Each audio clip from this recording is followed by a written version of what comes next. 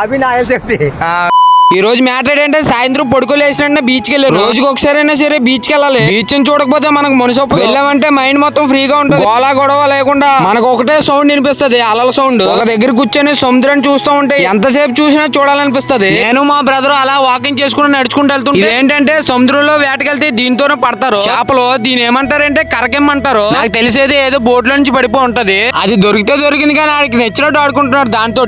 అలా ఇద్దరు నడుచుకుంటూ చాలా దూరం వస్తాం. అలా నడుచుకుంటూ వెళ్తుంటే ఒక బాబాయ్ నడుచుకుంటూ వస్తున్నాడు. వెనకాల గోను పెట్టుకుని వస్తున్నాడు. ఈ బాబాయ్ ఏం తెస్తున్నాడు అని ఆపేడిగా. ఆ గోన్లో అయితే తేగల పుట్లు ఉన్నాయి. ఎందుకు తెస్తున్నావు అంటే బాబాయ్ అన్నాడు అప్పుడు, రేపు నాగల చవితి కదరా పుట్ట దగ్గర పెట్టడానికి రా అన్నాడు. రేపు నాగల చవితి అని కూడా మర్చిపోయాం మనం. మీ విలేజ్ వాళ్ళు పుట్ట దగ్గర తేగలో ముంజులో పెడతారో పెట్టరో కామెంట్ చేయండి. మా విలేజ్ లో అయితే తేగలో ముంజులో పెడతాం.